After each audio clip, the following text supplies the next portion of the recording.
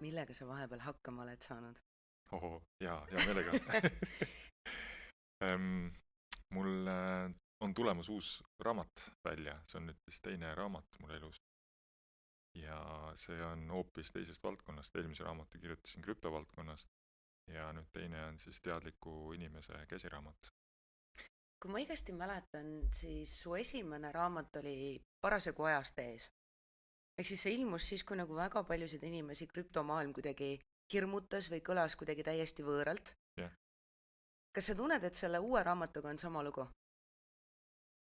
on küll jaa, ma olen oma nagu iseloomu poolest ka enamasti tegelenud ja olnud huvitatud sellistest teemadest, mis on veits ajast ees.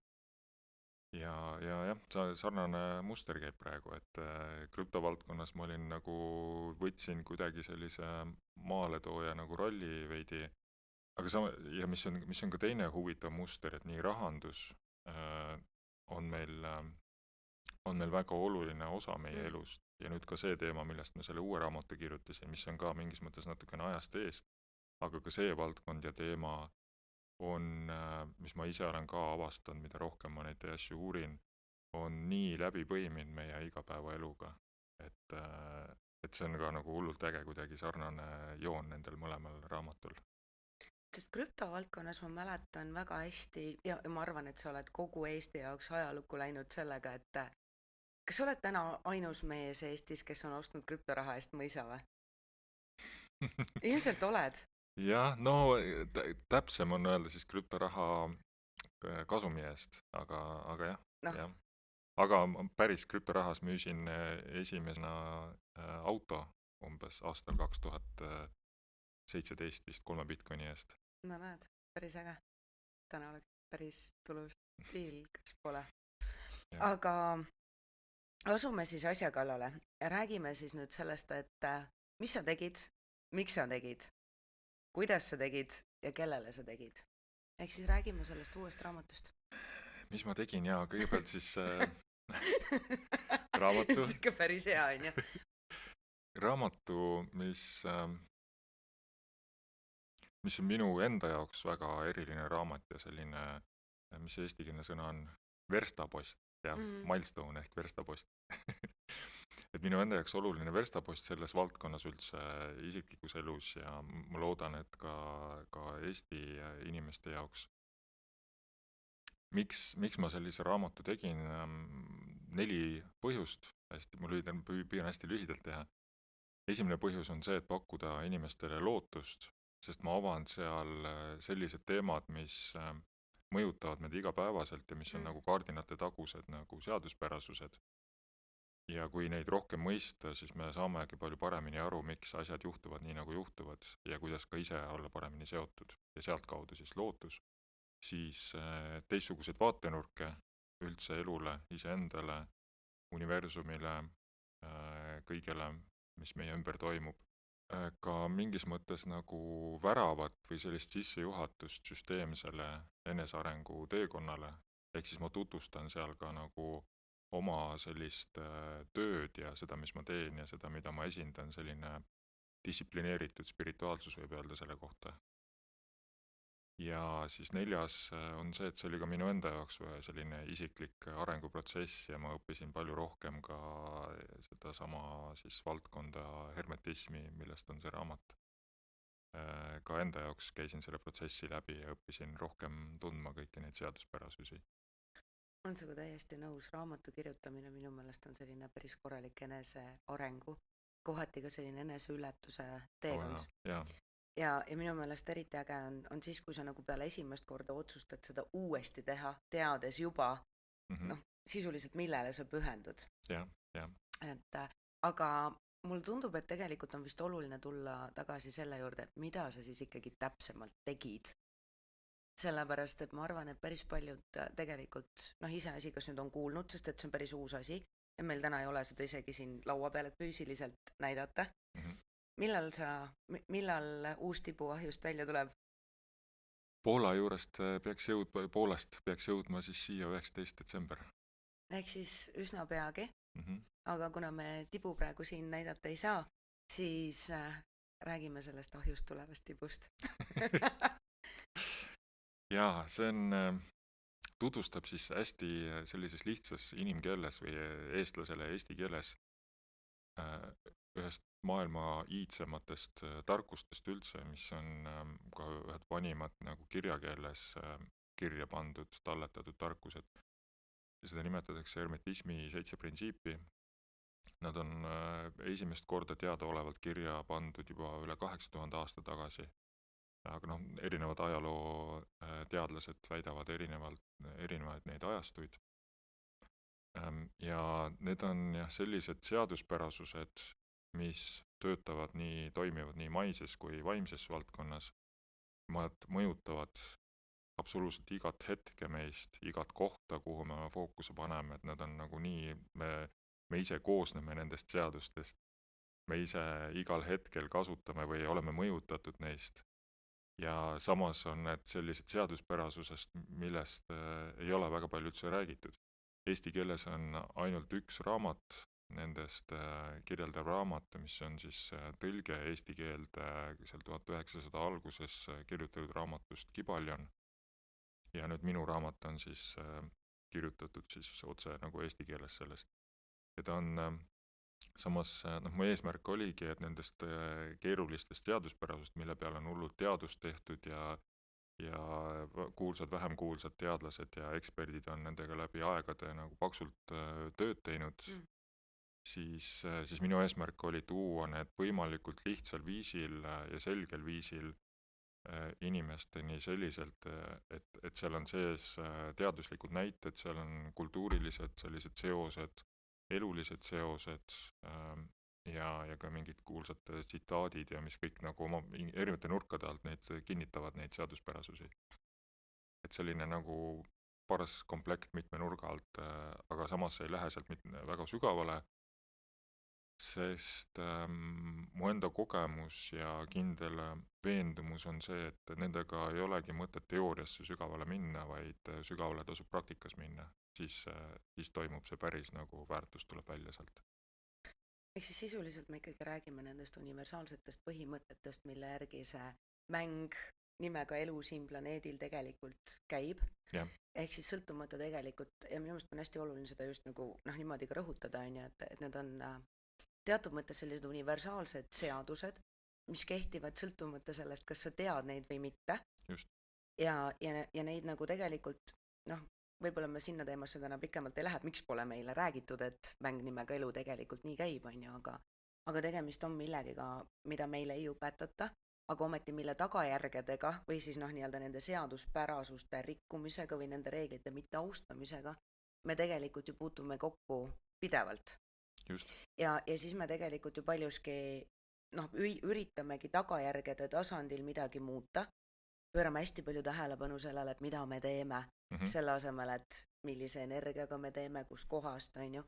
Ja kõik see, ehk siis selles mõttes minu meelest on see ülioluline teema ja nagu ma küsisingi, on ju, et kas sa tunned, et tegelikult Eesti on valmis ka sellisteks siiski esoteerilisteks teadmisteks, et tegelikult the Kybalion, ma olen nii hädas selle sõna hääldamisega. Eestipäraselt on ta vist Kybalion. Ühesõnaga, see sõna, mida ma ei suuda õigesti enda arvates hääldada või ma ei tea, mis see õige hääldus on ju. Aga tegelikult ta on ju kvalifitseerunud pikka aega esoteeriliste teadmiste valdkonda. Yeah. Ja selles mõttes, et mina olen mingit 2 versiooni kunagi varem lugenud inglisekeelset ja jällegi, et see on nagu üks nendest või erinevad raamatud, erinevad tõlgendused, on ju. Aga see on ka jälle nagu midagi sellist, mida sa nagu erineva teadvuse tasandi juures või erineva teadlikkusega loed täiesti uut moodi või tõlgendad seda hästi erinevalt. Yeah. Ja ilmselgelt olen mina siis su raamatut ju lugenud veel enne, kui see päriselt ahjust välja tuleb füüsilisel kujul. Et mulle endale väga-väga meeldis see sinu lihtne tõlgendus. Et sa räägid sellest hästi lihtsas inimkeeles ja just nimelt nende hästi lihtsate praktiliste näidetega. Sellepärast, et tegelikult kui mul see esoteeriline teadmine ei haagi kuidagi ära minu argieluga, siis mul tegelikult ei ole sellest mitte mingisugust kasu. Ja infot on meil ju tegelikult tänapäeval nagu metsikult palju. ja väga paljust sellest lihtsalt infost ei ole meil ju ka tegelikult ka mingit kasu. Just. Ma tegelikult tahakski paluda sult, et sa räägiksid, seal on 7 põhimõtet. Kas sa räägiksid nendest võib-olla paari sõnaga, nii et ka meie vaatajatel, kuulajatel tekiks juba mingisugune aimdus sellest, et millest me räägime ja mine sa tea, võib-olla kellelgi juba nagu haagib kuidagi ära, et oota, aga ma olen nagu näinud, et see mängib mu elus välja, aga ma pole aru saanud, et miks, on ju. Ehk siis alustame siis sellest, et mõte on materiaalne.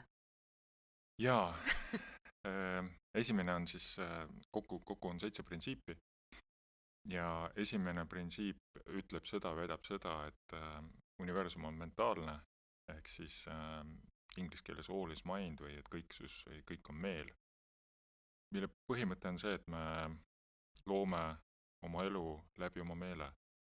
Me loome sinna, kuhu me fookuse paneme ja seda nii individuaalsel tasandil kui ka kollektiivsel, ka nagu erinevatel tasanditel, kõik on lõpuks meele looming. Ja see on ka kõige olulisem ja kõige laiahaardelisem või suurem printsiip. Siis on ehk siis esimene mõte on ikkagi just nimelt see, et tasub olla väga teadlik sellest, milliseid lugusid sa endale räägid ja kuidas tegelikult kõik sinu alateadlikud lood ühel või teisel moel mängivad välja sinu elus ja siis, kui sa ei ole teadlik sellest, et need asjad sinu elus välja mängivad, siis sa nimetadki seda saatuseks ja püüad kogu aeg tegeleda oma enda loomingu tagajärgedega selle asemel, et siis hakata teadlikult looma seda lugu, mida sa päriselt kogeda ja elada tahad. Jah, just. Aga seda sama veel võimendavad ka kõik järgnevad omamoodi veel. Väga hea, liigume edasi.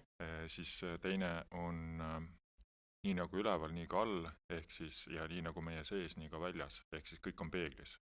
Ja mikro- ja makrokosmos toimuvad samade printsiipide järgi, on disainitud siis sarnaste mustrite järgi. Et jah, see on nagu vastavuse printsiip. Siis on kolmas on see, et kõik on liikumises, ehk siis law of vibration, kõik on vibratsioonis, kõik on liikumises. Isegi metall, isegi kivi, nende sees toimub ka aatomi tasanditel, molekulide tasanditel liikumised. Siis on pendulum, kõik käib ühest äärest teise äärmusesse, proovib läbi neid nagu äärmuseid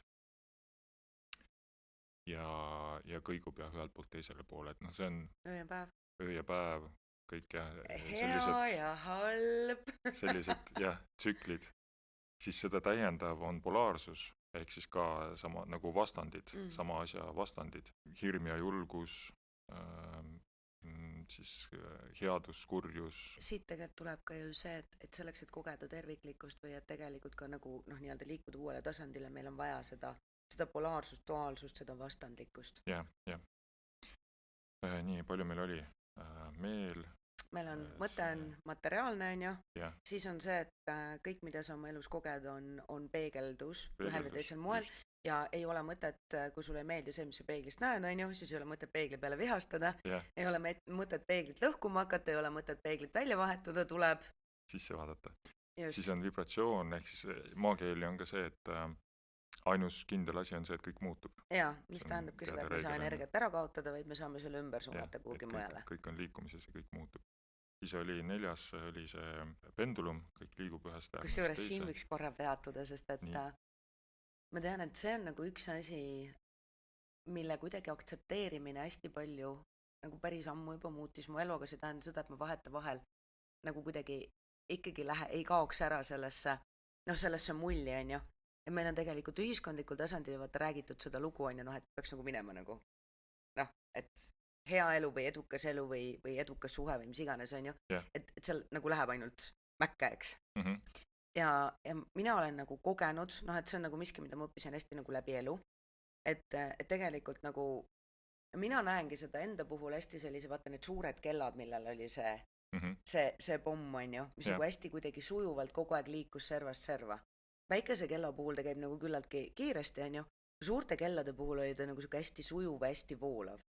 Ja siis ma sain aru, et aga elus tegelikult nii ongi, et kui sa nagu ei sekku, ja mida me siis tihtipeale kipume ju tegema igasuguse oma meele ja välise siukse conditioningi najalt, et me tahaks nagu hullult selle tõmmata ühte äärmusesse hoida seda seal nagu 10 küünega, on ju. Ja siis me teame, mis siis saab, kui see sealt lahti läheb. Aga seal ongi see huvitav koht, et needsamad printsiibid kehtivad nii suures pildis, nii nagu suured protsessid, kui ka meie enda siseprotsessid. Ja seal tegelikult universum annab meile iga hetk märku, et me tegelikult peame ka ise seda oma pendlit nagu õiges suunas rohkem ka lükkama ja mõjutama ise. Et meie üks variant on see, et me voolame nagu üldise pendliga kaasa, aga selle enda elu kontekstis tegelikult meie vastutus on juhtida iseenda pendlit. Ja samas aktsepteerida, et nagu pendel ei liigu ainult kogu aeg ühes suunas, vaid et just nimelt. Mis tähendab ka seda, et ma olen seda tihti kuidagi ise kirjeldanud ka, et see sama tsükliline areng on ju, et looduses ka ju peale talve tuleb alati kevad, aga ükski kevad ei ole sama nagu oli eelnev, on ju. Et see on kindlasti nagu ja ma tagasisidestasin sulle ka seda, et sul nagu nii hea meelde tuletas ka sellest sinu raamatu lugemisest. Et ma olen nagu ise kuidagi seda aastaaegade näitel, et nagu ringiratast on ju, kui spiraalselt ülespoole, eks ju. Ja samas pendel on ka nagu hästi ilus selline kujund, et tegelikult me kogeme kõiki äärmusid ja mida rohkem me lubame, on ju, siis seda vähem me kannatame selles liikumises, on ju. Just. Nii, väga hea. Kõik liigub, kõik areneb. Ja siis on meil polaarsus, ehk siis see külm, soe, hirm, julgus, kõik need healane, pahalane, kangelane, sama spektri siis erinevad pooled ja need on selleks, et me saame ka pigem mitte neid nagu maha salata, eirata, vaid lihtsalt võtta oma õppetundi ja aktsepteerida, et see on, praegu on siis, kui on keeruline aeg, siis see on tegelikult tähendab seda, et peaks sinna selle samas teemas, kus on parasjagu keeruline aeg, lihtsalt liikuma teisele poole. Mitte nagu see kuskile ära kaotama, maha matma, vaid leidma selle vastandpoole sellel keerulisel põhjusel. Kas sa arvad, et sellele printsiibile pööras Jung ka omal ajal päris palju tähelepanu või? Sest mulle tundub, et ma ütlengi, et ma ise täpselt ei tea, kas see raamat, see sõna, mida ma ei suuda hästi välja hääldada, on ju, Kybalion, legendaarne hetkelännu üritab välja hääldada sõna, mida ta ei tea, kuidas täpselt hääldada. Aga ma ei mäletagi, et kas mina jõudsin selleni läbi Vana-Egiptuse või Jungi, on ju. Aga Jung tegelikult on hästi palju ju oma töös just nimelt neid printsiipe kasutanud või nendele nagu toetunud, on ju. Tead miks või? No sellepärast, et ma tean, miks sa ütled selle kohe välja ka. Sest et ta on sellega nagu... Ta oli Salomoni liinis kõrgelt initseeritu. Ja tegelikult, kui ma ei eksi, siis Newton on ka vist ära tõlkinud kunagi või mingisuguse enda mingi tõlgenduse, on ju. See ongi see kiht, et neid, kelle töös on näha ja tunda neid sügavamaid hermetistlikke lähenemisi, need tavaliselt on kõik initseeritud olnud. Sest nad on, see Salomoni liin ongi hermetistlik liin ja seal saabki süvitsi õppida neid samu seaduspärasusi. Sest et Jungi tööst, kui vaata seda niimoodi nagu kõrvutada, on ju, kajab tegelikult hästi palju läbi, see sama terviklikkus, on ju, ja seda ma olen ise hästi tugevalt kogenud, et nii kui see ikkagi varju ei integreeri, on ju, ehk siis ei aktsepteeri seda, et valgus ja vari käivad käsikäes, moodustavad terviku, sama lugu öö ja päev, on ju. Et kui oluline see pool on ja samas ta tegelikult ju rääkis hästi palju ka ikkagi sellest nagu polaarsusest, duaalsusest, on ju. Ja tema üks võib-olla selliseid minu absoluutseid lemmikuid ongi see sama, et until you make unconscious conscious, it will guide your life and you will call it faith, on ju. Et okei, nii, meil on polaarsus, on ju. Ja siis on 6, on meil, see on, ma arvan, rahvale kõige rohkem teada, see on karma. Ehk siis koos on põhjus-tagajärg sealt. Kusjuures ma arvan, et sellest võiks natuke lähemalt rääkida, sellepärast, et mul on aru saanud, vaata, sõnadel on tähendused, on ju, ja sõnade tähendused meie jaoks on nagu väga erinevad. Et kui mina ütlen uks, on ju, siis sina näed ühte ust, mina näen teist ust. Nüüd, kindlasti, kui me hakkaksime rääkima, ma ei tea, mingist edust ja armastusest ja õnnest, siis nagu need tähendavad nii sinu kui minu jaoks täiesti erinevaid asju. Võib-olla midagi nagu kuskilt kattub, on ju, aga nagu see tunne või see pilt või tähendus seal taga on erinev. Et ma olen märganud, et väga paljud inimesed nagu kardavad karmat, sest et kuidagi nagu karistav maik on seal juures, on ju. Jaa. Et räägi korra natuke lähemalt enda vaatest karmale, sellepärast, et karma tegelikult küll distsiplineerib võtma meid vastutust, aga ei võrdu karistus. Just seal raamatus ma juhin ka sellele tähelepanu, et karma ei ole karistuseks, vaid karma on õpetuseks, et ta on tagasisidemehhanism. Ta on, näitab, juhib tähelepanu sinna, millega peaks tegelema. Ja kus peab oma siis käitumist korrigeerima ja õppetunni võtma ja teistmoodi otsuseid siiski vastu võtma.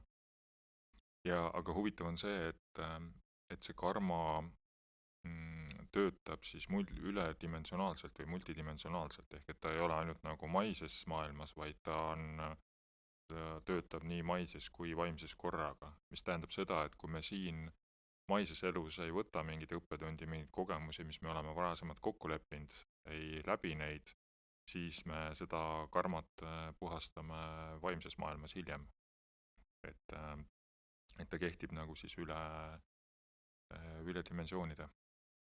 Kas sa oled seda meelt, et karmat tuleks nagu aktsepteerida ja sellest õppida või pigem kuidagi nagu puhastada? Et kas karma on nagu, sest ma olen selle üle nagu hästi palju mõelnud. Aga mis sa mõtled puhastamise all? Äkki see ongi see, et sa võtad selle õppetunni, korrigeerid ja võtad vastutuse ja järgmisel korral siis käitud teistmoodi? Mulle tegelikult tundubki, et nagu karma osas on üldse selle põhjus-tagajärje osas on meil nagu hästi palju selliseid süütundega seotud lähenemisi, on ju. Ja samas me ju teame, et nii kui sa nagu süütunnet koged ja sellest kohast teed mingeid asju, mida sa siis nagu, mida sa lood ja mida sa vastu saad, on ju. Et karma on olnud päriselt, mind on nagu hästi-hästi huvitanud, et mida see nagu teiste inimeste jaoks tähendab ja laias laastus minu jaoks on nagu täpselt see, et ma siis kas nagu teadlikult või ebateadlikult lõin jalaga kutsikat, on ju, ja siis nüüd ühel või teisel moel elu, paneb mulle jalaga vastu, on ju. Kui minu kavatsus ei olnud lüüa kutsikat ehk siis meelega põhjustada kannatusi sellele kutsikale, vaid ma kogemata jooksin talle otsa, on ju, siis tõenäoliselt karmiliselt tuleb see hooletuse värk mulle tagasi, on ju. Et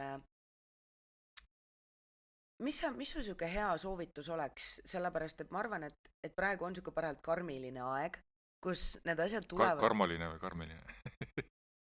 See on hea küsimus, samamoodi, kuidas me õigesti hääldame. Karmaline vist on nii. Kapaljoni, kipaljoni. See on siuke müsteerium, mis jääb lahendamata praegu. Aga mis oleks su võib-olla siuke hea soovitus mingitele inimestele, kes nagu saavadki aru, et elu võib-olla mõnes mõttes tundub, et on ebaõiglane, on ju? Sellepärast, et väga tihti me ei ole ju teadlikud, on ju? Ja meil ei ole räägitud ka ju seda poolt, et nagu teost olulisem on see kavatsus, millega sa seda teed. Ja et väga tihti tegelikult, olgem ausad, et võib teha väga ilusaid tegusid, aga nagu täiesti sellise ebapuhta või ebasiira kavatsusega. Ja elu ju tagasisidestab meile mitte tegu, mitte pakendit, vaid seda, mis on seal taustal. Ja siis nagu sellest perspektiivist võibki ju tunduda, et elu on nii ebaõiglane ja karistab mind ja tead küll need halvad asjad, mis juhtuvad heade inimestega ja kogu see värk, on ju. Ja mis su selline võib-olla väike soovitus oleks kellelegi, kes tunneb praegu, et elu on nagu ebaõiglane ja on täpselt siuke tunne, et nagu kurat, ma saan karistada. Shiftida ennast ohvri rollist sõdalasse ja kõige kiirem, efektiivsem viis on leida kõigepealt see õppetund sealt, mis on minul, vaadatagi iseenda otsa, mitte otsida väljaspoolt süüdlasi, vaid vaadata iseenda sisse, mis on see minu õppetund, mis ma saan sellest õppida, et ma järgmine kord samas situatsioonis käituksin teistmoodi, proovin kas või teist varianti või midagi muudaksin endas. Sellest järgmine loogiline samm on andestus iseendale. Just iseendale, rõhutame seda korra. Ja sealt andestus ka ümbritsevale ja sellele situatsioonile, inimestele, kes seal situatsioonis on. Ja andestusest järgmine samm on tänulikkus. Ja sealt juba avaneb täitsa uus nagu... Siis sa saad luua juba uue ja siis sa juba liigud ka sõdalase mentaliteeti rohkem, kus sa võtadki neid kohti nagu õppetunnina, oled tänulik selle eest ja samal ajal ka kasvad ja oledki liigud sõdalase vaibis rohkem edasi. Miks sõdalane, sest jälle see lähenemine mentaalse, just see sama skaala ja et sõdalane on siis ohvri nagu positiivne pool ja ohver on sõdalase negatiivne pool. Mul on hästi meeldinud sõna kangelane, aga jälle see siuke termin sinna siia. Kangelane, jah. Aga jah, ma just tahtsingi öelda, et see on nii hea, et sa selle skaalaga kohe siia sisse tõid, et tegelikult see on skaala ja me saame valida seal ka Mhm. seda liikumise trajektoori, et on isegi okei vahepeal ära käia ohvris, lihtsalt mitte kinni jääda sinna. Jah, jah. Nii, ja siis meil on nüüd veel 7. või? Ja siis meil on 7. ja mis on ka tänapäeval nagu eriti aktuaalne teema, on sugupoolte seadus. Räägi lähemalt sugupoolte seadusest.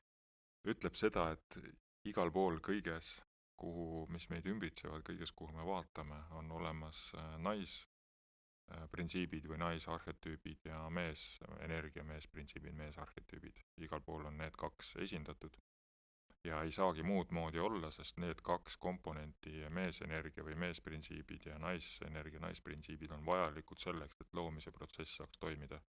Sest kuidas kogu elu siia planeedile vähemalt loomulikul teel, vähemalt kuni hilisaegadeni jõudnud on, on ju.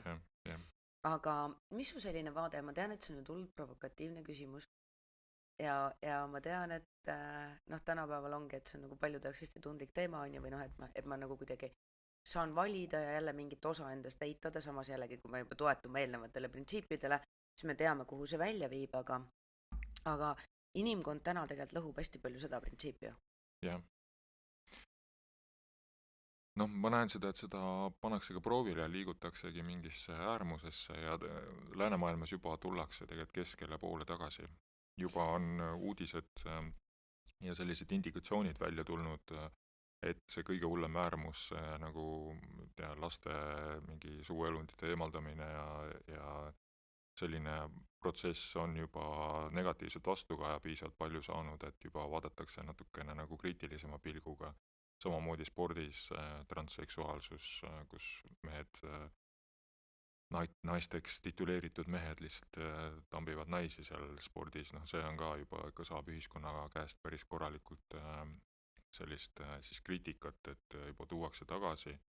Ja just hiljuti oli ka mingi uudis, kus tehti uuring, kus kolledži lõpetanute hulgas vist oli see uuring, kus tuli ka see välja, et transseksuaalsete siis trend on olulisel määral juba langenud ja inimesed, see on mingisugune õrn indikatsioon ilmselt, et terve mõistus on tagasi tulemas. Et see kindel? Tahaks loota, eks see on see, et nagu äärmust tuleb ära kombata ja see võib võtta aega ka mingi 1-2 põlvkonda, sest on ka juba selliseid näiteid olemas, et need lapsed, kes on samasooliste peredest pärit, need lapsed on täna juba suureks saanud, täiskasvanuks saanud ja nad ei ole oma elus väga õnnelikud, sest neil on olnud siis nagu üks pool või teine pool ainult siis meesenergia esindatud elus või naisenergia esindatud elus ja see hilisemas eas inimesel, kellel on ainult üks pool esindatud, see teeb tal nagu hilisemas eas siis väga keeruliseks vastaspoolt siis endale leida ja täisväärtuslikku suhet arendada. Ma arvan, et siin on tegelikult ka selline palju suurem valukoht, mis on seotud igasugust üksikvanemate kärgperedega. Pigem nagu vaata just see üksikvanemate pool, et ma tahaks nagu kuidagi täiega rõhutada seda, et see ei olegi vaata ainult nagu transsoolised on ju või samasoolised, vaid see on tegelikult ka siis, kui nagu näiteks ongi, et ei ole mingi isa eeskuju või ema eeskuju. Et kui vaata ka seda sükest nagu duaalsust, polaarsust, ei ole võimalik kogeda, on ju ka neid erinevaid aspekte, ja teine asi on nagu see meie enda sees. Et tegelikult me oleme ikkagi ühiskondlikul tasandil päris pikka aega nagu sellises patriarhaatlikus maailmas elanud. Ja mina olen nagu selle üle päriselt mõelnud ja selles mõttes, et ega ma absoluutselt tõde ei tea ja ei peagi teadma, on ju. Aga ma olen nagu pikalt mõelnud selle peale, et tegelikult me oleme selles nagu patriarhaadi vormis, kus me tegelikult oleme ka tajutava ja allutanud loogikale, kus nagu teatud mõttes ongi olnud nagu norm olnud see, et kuidagi selline nagu mehelik allutab naiselikku, on ju. Aga samas nagu jällegi nagu kogu elu sünnib ju naiselikkust ja tegelikult jen eelneb jangile, on ju. Ja ma olen nagu mõelnud selle peale, et nagu justkui me tahaks praegu tulla sellest äärmusest, on ju, nagu kohe keskele. Aga kui me lähtume pendli printsiibist, siis me tegelikult ei saa ju, et me nüüd olime korra seal, on ju, ja siis me nüüd lihtsalt niimoodi sujuvalt liigume, oleme nüüd keskel ja siis meil on uus tasakaal paigas. Jah, niimoodi ei toimi jah, et see on ka see hermetismi puhul on ka selline nagu osa, et et paljudes nendes samades printsiipides käib selline tasakaalu otsimine ja selline paradoks on seal, vibratsiooni printsiip ütleb, et kõik on liikumises, aga tasakaal iseenesest hermetismi järgi on seisak. Ehk siis kõik me pidevalt otsimegi tasakaalu lihtsalt erinevates muutunud olukordades, kogu aeg jälle midagi liikus ülespoole, midagi muutus, toimus, situatsioon toimus, jälle püüame seda tasakaalu otsida. Et jälle mingisugune riigist tuli mingi uus seadus, jälle püüame seal kuskil olukorras mingit tasakaalu otsida või ma ei tea, tulnukad lähenesid maale jälle üritame selles uues kohas nagu nende samade printsiipidega tasakaalu otsida. Et see niimoodi arenguprotsess käibki läbi selle. Mul on endale ka meeldinud sõna harmoonia rohkem, sellepärast et minu jaoks on ka nagu tasakaal on niisugune võimatu missioon, on ju. Et noh, mul on niisugune kaaluda tähtku esindaja ka vaata, et noh, nii kui nagu kõik on tasakaalus, mingi udusuig või tolmukübe kukkus kuhugi ja hakkame ka otsast peale, eks ju. Aga see on tegelikult ju täna minu meelest seesama viimane 7. printsiip. Tegelikult me võiksime ühiskonnas neid kõiki kuidagi nagu nähtavale tuua ja seostada ka väga paljude nii väliste kui sisemiste protsessidega. Ja minu meelest ongi nagu hästi äge, et tegelikult neid asju on võimalik vaadelda nii end ümbritsevas maailm, jälle vaata nii nagu sees, nii ka väljas, on ju. Ja tegelikult ka maailm ja meie enda suhted peegeldavad väga paljuski seda, mis toimub meie enda sees ja kui seda teadlikult hinnanguid andmata või ilma emotsionaalse seotuseta vaadata, siis sealt on võimalik väga-väga palju õppida. Aga mulle tundub, et see 7. printsiip ja kui ma lugesin ka su raamatut, siis ma kuidagi seal nagu jäin mõtlema selle peale, et nagu kuidas praegu on ikkagi, et väga paljud naised kipuvad ikkagi minema rohkem sinna nagu mehelikumasse värki, on ju, kontroll, lähen, teen, saan hakkama ja siis see omakorda surub mehed nagu neile vähem omasesse sellisesse, on ju. Et mis su vaade nagu sellele on, et ma saan aru, et suures plaanis kõik on täpselt nii, nagu olema peab, on ju, ja pendel liigub nii, nagu ta liigub, on ju, ja võimalik, et enne kui meil tekibki mingisugune uus harmoonia seal kusagil keskel, kus see pendel niimoodi võbeleb kuidagi, on ju, et võimalik, et me ka nagu sellest patriarhaadist käime enne ära matriarhaadis, mida iganes see siis nagu uutmoodi tähendab, on ju. Aga mis puudutab seda niisugust enda sees, seda naiselikku ja mehelikku, et ilmselgelt ma ei pea minema vahetama sugu, on ju, selleks, et siis tegelikult opereerida ainult oma mitte sünnipärasest või mitte siis sellest energiast, mis võiks mul kuidagi nagu võimendatud olla. Samas jällegi minu meelest on ülioluline ju see, et tegelikult see niisugune naiselik-mehelik on osa meist kõigist. Ja et kui tegelikult seda eitada, jälle vaata seesama äärmuslikkus või lõikame ühe poole ära, on ju, et siis tegelikult ei ole võimalik elus edeneda ega nagu ka terviklikult kogeda ja samamoodi, kuidas see siis meil nagu suhetes väljendub? Oota, mis see küsimus oli nüüd? See oli väga pikk lohisev küsimus, aga räägi sellest 7. seadusest ja nii sisemiselt kui siis võib-olla ka lähisuhetes, sest et suhted on hästi teema praegu. Ja paljudel inimestel on tegelikult teema ja mina vähemalt olen kuidagi viimasel ajal hästi palju täheldanud seda, et naistel on nagu kuidagi kontrolli vajadus, on ju, et pigem on nagu turvaline püsida mehelikus ja ma ütlen, et see patriarhaalne foon on seal rolli mänginud ja see omakorda surub tegelikult mehed ju sinna, sest tervik ei saa ju muud moodi eksisteerida, on ju. Ja nagu sa ütlesid ka, et meis kõigis on see mees ja naise osa olemas, sellest kirjeldan ka raamatus rohkem, et kuidas milline tasakaal ta päris 50-50, vaid on 70-30. Naistel üldiselt on vaikimisi on lihtsam ennast liigutada rohkem meesenergias, sest see on loomupäraselt on nagu niimoodi paika sätitud, sest naiste jaoks on see turvalisus ülioluline selleks, et nad saaksid ise opereerida ja kui meest kõrval ei ole, kes turvalisust pakub, siis naine peab sellega ise hakkama saama.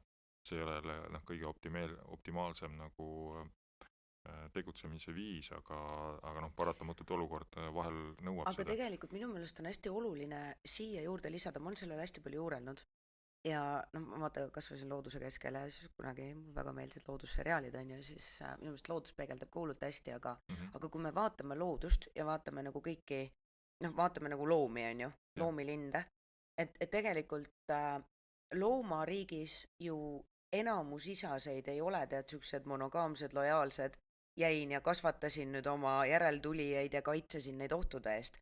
Et üldjoontes ikkagi väga paljudes, noh on muidugi erandeid, on ju, aga üldjoontes ikkagi nagu emane või noh siis ema on ju, emane isend on tegelikult see, kes vastutab ka siis selle toidu hankimise, on ju, kaitsmise, turvatunde, õpetamise, muude asjade eest.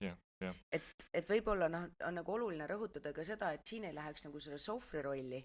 Jah, selles mõttes ja naisenergia või siis ka naise käes on see roll tegelikult otsustada, ehk siis naine valib lõpuks mehe, naine valib endale selle kuninga ja siis ta piltlikult volitab seda meest või kuningat, kelle ta on välja valinud, olema endale siis partner ja täitma siis seda meesrolli ja mees siis, kui naine annab selle loa mehele, siis mees saab võtta selle juhtrolli lõpuks. Aga naine on nagu taustajõud, kes jätab sellise mulje võib-olla, et mees otsustab, aga tegelikult naine otsustab, kes otsustab. Et see on niisugune nagu äge. See on puhas kuld praegu. See, mida sa praegu ütlesid ja kuidas sa seda ütlesid, on minu meelest nagu puhas kuld. Ja et sa seda just niimoodi sõnastasid, sellepärast, et ma olen hästi palju kuulnud seda põhimõtet, et vaata, et naine järgneb mehele, on ju. Aga samas jällegi nagu, ja siis ongi. Siis aga naine valib, kellele ta järgneb. Just. Ja samas nagu naine loob ka selle ruumi ja sealt tuleb ka see mingisugune visiooni pool, on ju. Ja ma olen nagu palju seda vaadelnud kõrvalt, et et ongi niimoodi, et ma ei järgne sulle, sest et kuhu, et sa umbes ei lähe kuhugi, on ju, või et kas ma pean siis ise sulle mingi suuna andma ja värki, on ju, siis seal tekib juba see võimuvõitluse dünaamika, on ju. Just. Ja sellepärast ma ütlengi, et see on nagu nii ilus, kuidas sa selle praegu nii lihtsalt ja nii hästi ära sõnastasid. Ja, et see on jah selline hästi elegantne mäng mees-naise energiate vahel, ja sellel on kõigil oma selline väga sügav põhjus ka juba aegade algusest, miks see selliselt on ja see on, kui ma seda uurisin ja õppisin ka koolis, siis see on lihtsalt nii geniaalne lahendus, kuidas üldse loomise protsess nagu on valmis joonistatud, et ja millist rolli see mees-naise energia seal koos niimoodi põimivad, üksteist täiendavad, toetavad, kuidas mees on see sihi nagu uus avastaja, uue koha avastaja, naine samal ajal toetab ja samas nad koos võib-olla valivad mingi suuna, teevad seal visiooni ja mees hoiab turvalisust, naine hoiab taustal, et see on niisugune nagu elegantne viis, kui seda teha selliselt tervelt ja teadlikult, jah. Mitte traumade ja mingite minevikulugude ja kollektiivse sükse tingliku mõju näelt. Ja mulle tundubki, et siin praegu hästi paljud inimesed jõuavadki kohta, kui sa nagu tajuvad seda, et justkui nagu tekib mingisugune äratundmine, aga siis on tekib need ühiskondlikud normid ja reeglid ja värgid, on ju. Ja see tegelikult, sellest kõige põnevamast maasikast, on ju, et kuidas see loomine käib. Sellest me siis laseme inimestel mingit aimu saada, vaadake loodusfilme, vaadake, kuidas seal see tants käib, on ju. Sest minu arust loodus on hästi aus selle koha pealt, aga räägi siis nüüd, et kust raamatut saab ja nagu ma saan aru siis sellest loomismängust, et sa jätsid sükse hea prääniku, sa tõid hea prääniku sisse. Sellest sa raamatus väga pikalt ei rääkinud, vähemalt mina ei mäleta, mis tähendab seda, et sa ei rääkinud. Ehk siis ilmselgelt sul on põhjust sellest nüüd mingi hetk lähemalt rääkida, sest ma arvan, et sa intrigeerisid veel kedagi kusagil sellega. No vaatame, jah. Aga kust nüüd raamatut saab? Raamatut saab eeltellida praegu raamat.assesauga.com ja siis on ka raamatu esitlus toimus, oleneb millal te vaatate seda, kuulete seda podcasti. Ma loodan, et nad näevad ja kuulevad seda enne, kui on 21. detsember. Jah. Sest siis saab kohale tulla. Just, 21 saab kohale tulla Riid raamatupoes. Ja hiljem on ta siis natuke priskama hinnaga on raamatupoodides ka saada. Me rääkisime, miks. Ütle nüüd korra võib-olla paari sõnaga, kellele? Et kellele tegelikult sa selle raamatu, kas sa üldse mõtlesid, siis kui sa hakkasid seda raamatut looma, kas sa üldse mõtlesid, et kes on see inimene, kellele ma kirjutan? Või pigem oli sul see tunne, et see on oluline, ma tahan selle kuidagi nagu nähtavale tuua? Jaa, natuke mõtlesin ikka kellele ka, ja see kellele on siis need inimesed, kes tunnevad nagu justkui kinni ennast mingis mõttes ja kes soovivad vastust küsimusele, suurele küsimusele, miks mingid asjad juhtuvad, sest seal see kardinate taga need toimuvad protsessid, sealt leiab väga palju sellele küsimusele vastuseid. Või siis vähemalt suuna, kust edasi otsida ja kust edasi küsida, sellise nagu hea puhta suuna. Ja inimesed, kes teavad, et on maailmas veel midagi toimumas, aga ei ole nagu sellist maandavat ja arusaadavat nagu lähenemist leidnud, kes ei ole leidnud New Age'ist siis lahendusi, selliseid lähenemisi, mis neid rahuldaks. Ja selline, jah, ta annab nagu sellise tervikliku lähenemisviisi maailmale ja asjadele. Kas sa ise jõudsid nende printsiipideni läbi müstikakooli teekonna? Jah. Ja täna, sa tegelikult oledki ju spirituaalne või vaimne teejõud, kumb see õige sõna on? No eesti keeles ma arvan, et vaimne rohkem, inglise keeles spiritual. Ja, aga samas, et kõlavad ju nii erinevalt tegelikult. No mulle jah, tegelikult eesti keeles ma olen üldse enesearengu teejõud. Olgu. Kas sa tahad võib-olla mingi paari sõnaga korra rääkida sellest ka, et kuhu sa siis inimesi juhid? Jaa, ma juhin neid oluliselt suurema elurõõmu poole. Ja kuidas ja miks, sest see süsteemne enesearengu platvorm, mida ma kasutan, millel on üle 3000 kuni 8000 aasta tagune ajalugu, see on minu arvates ja üle 40 000 inimese arvates, kes seda platvormi kasutavad praegu maailmas, on see kõige efektiivsem viis, kuidas enesetundmiseni jõuda.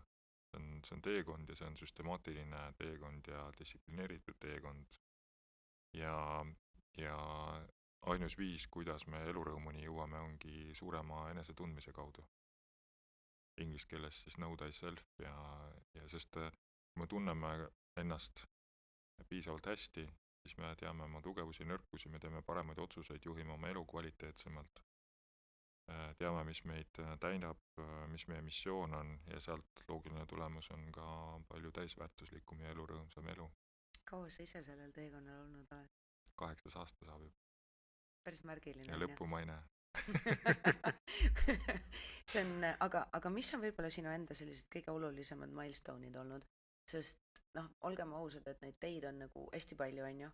Ja tegelikult ongi nagu minu meelest väga oluline rõhutada, et mitte kõik teed ei sobi kõigile. Aga samas jällegi tasub nagu olla teadlik erinevatest valikutest ja võimalustest, on ju. Et mis on võib-olla sinu enda jaoks olnud nagu kõige olulisemad mingid, nagu just nimelt need milestone'id seal vahepeal? Et olgem ausad, et areng tegelikult on lõputu teekond, aga nagu mõistuse tasandil on seda nii keeruline aktsepteerida, sellepärast, et meid on õpetatud, et lähed kooli, lõpetad ära, on ju. Et kuidagi nagu, et asjad on lõplikud, aga samas elus, ka see, kui sa ära sured või selle kehaga hüvasti jätad, ei ole päriselt lõpp, on ju. Et mis on võib-olla sellised nagu mingisugused milestone'id, sest et ma olen päris kindel, et praegu meil ka kuulajate vaatajate hulgas on inimesi, kes tegelikult ilmselt on nagu segamini ajanud tagajärgede lappimise või tagajärgedega tegelemise enesearenguga. Ehk siis võib-olla nad ongi nagu hästi pikka aega käinud kusagil teraapias, on ju, või nagu tegelenud mingi asjaga ja siis nad lihtsalt nagu kogu aeg nii-öelda nagu ringiratast lasevad selles samas mingisuguses kompotis, on ju. Ja paratamatult ühel hetkel tekib ju see siuke jõuetu lootusetu tunne, et nagu kaua võib, on ju. Et mina olen seda nagu peresüsteemi teemadega väga palju näinud, et ongi, et nagu üks muster ja teine muster ja siis ja sa võidki tegelikult terve elu jääda ju seal ringiratast käima, on ju. Et sellepärast minu meelest on võib-olla nagu oluline, sest kui me ütleme, et hermetism on ju esoteerika, need on päriselt seostuvad kohe sellega, et päriselt teeme mingid pentagramme, ohverdame merisigu ja võib-olla mingid neitsid on ka kusagil, on ju. Et see foon on seal kuidagi kollektiivsel tasandil, see kõlab hirmu äratavalt, et ühest küljest nagu seda kardetakse ja teisest küljest seda tühistatakse. Aga ja siis on initsiatsioonid, on ju, ja lõputu areng ja distsipliin, come on, nagu see sõna, ma tean, aga see toimib. Jah, aga ma tean ka, et see toimib hästi, aga ega mul nagu siuke siin tasandil on distsipliini on nagu lihtsam teha, kui sellest rääkida või selle peale mõelda. Aga võib-olla, et sa jagaksid äkki mingisugust mingeid enda selliseid eduelamusi või ahaa-hetki, sest et tegelikult see tekitab ka päris paljudes sellist inspiratsiooni. Jaa, neid on palju ja see ongi äge, noh see hoiab, sest ega see teekond ei ole nagu mugav, aga need sellised taipamised ja inspiratsioonihetked ja sellised suured nagu verstapostid, need on piisavalt vägevad ja võimsad olnud ka, et ja just ma näen seda tulemust ka läbi nende, et noh, olulisemad ongi kõige esimene initsiatsioon oli minu jaoks väga sügav ja väga märgiline minu kui skeptiku jaoks, ma hakkasin, ma ei tea, nägema, tundma, tajuma maailma teistmoodi ja see oli sisemine nagu selline avastus ja nagu väike laps oleks kommipoodi just sattunud või legopoodi või kuskile nagu mingi sihuke tunne oli, noh, nii äge oli. Siis kindlasti järgmine oli, kui ma tervendajaks sain, seal oli järgmine selline konkreetne nagu taipamine ja mingi hästi sügav äratundmine, kui ma taipasin, et ma olen päriselt siis koju jõudnud ja oma kogukonnaga kohtunud lõpuks läbi aastakümnete pikkust otsinguid. Siis kui ma sain päriselt siis 3. taseme rituaalimeistriks, mis on eraldi seal teekond, millest praegu ei jõua rääkida, ja ka vaimseks giidiks ja sealt edasi on neid ka veel neid hetki olnud ja neid taipamisi olnud ikka võimsaid. Et kuidas üldse see universum nagu tagasi peegeldab ja millised energiat ja kuidas ma ise nagu neid tajun oma kehaga, oma meelega, mingid sellised maagilised hetked, mida ma kunagi pidasin kokkusattumusteks, need on ikka päevas ikka mõned korrad juhtuvad või nädalas palju kordi, et selles mõttes tunne on, et elan elu nagu oluliselt rohkem kooskõlas vaimse maailmaga ja ka maise maailmaga ja see ongi hästi, hästi suur asi juba iseenesest. See on ilus kuulata, et just nimelt, et elu ei juhtu sinuga, vaid et tegelikult elu tagasisidestab sulle asju. Ja üks asi, mida mina tahaks täiega sinu jutust või üldse ka kuidagi siin kõlama jätta, ja siis ma kohe küsin sinu käest ka, et mis on see üks mõte, mille sa tahaksid siin lõpus kõlama jätta. Aga see, et mugavus ei ole mitte kunagi mitte ühtegi kangelast ega sõdalast kasvatanud. Täpselt, jumala õige, jah. Ja meid on väga tinglikult, meil on loodud see sõltuvus mugavusest. Ma arvan, et see on nagu selline vast kõige suurem, nii-öelda see mõnuaine, kus me tegelikult stagneerume, hääbume ja laseme stagneeruda, hääbuda ka nagu suhetel ja kõigel muul, on ju. Et aga ja mugavus ei ole kunagi mitte üheski legendis, mitte üheski traditsioonis, ajaloos, mitte kunagi, mitte kusagil, mitte ühtegi kangelast kasvatanud. Jah, täiega õige. Aga lõpetuseks võib-olla see, et minu jaoks ka see raamatu kirjutamise protsess, võib-olla 2 isegi asja, selle ma panin raamatusse ka kirja, et kinnitas jälle väga sügavatel tasanditel minu jaoks ka isiklikult, et mis on kõige olulisem asi üldse maailmas, nagu kõige olulisem enesetundmine, võimalikult hea enesetundmine, sest sellel põhineb kõik muu, kuidas me oma elu juhime ja loome ja teeme. Sellest on ka oluliselt nagu liiga vähe räägitud, aga tihti olulistest asjadest räägitaksegi vähe. Sama, et tegelikult nagu elu on nii palju lihtsam, kui me arvame lihtsalt.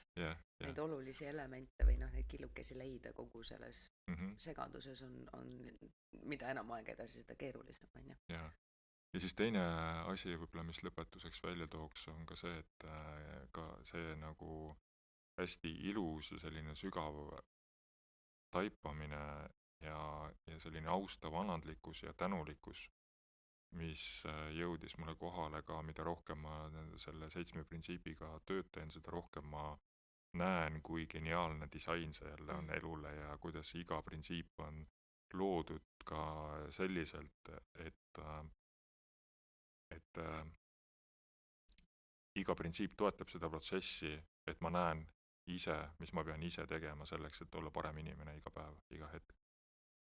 Et see on keeruline vahel väljakutsed, aga igalt poolt nagu elu peegeldab mulle vastu, et kuidas olla ise parem. ja kasvada, Mul areneda. on tegelikult nii palju küsimusi, ma tegelikult tahaks täiega küsida sult erinevaid küsimusi selle just seoses nende 7 erineva printsiibiga. Ja noh, õnneks mina tean, et mul on võimalus sult neid küsimusi küsida 21. detsembril, on ju. Jah, Mis tähendab seda, et kui sina tahad ka teada, mida ma küsin ja kuidas Asse vastab, siis ma arvan, et sa paned selle info ju kuhugi, kus Jaa. iganes sa seda näed, vaata kuhugi alla, lisainfosse, seal on siis raamatu link, on ju, ja siis seal kodukal on ka esika info Jah. ja siis pööripäeval näeme. Just. Suur tänu sulle küsimuste eest ja aitäh kuulajatele. Aitäh, et sa nii ägeda raamatu kirjutasid. Suur au.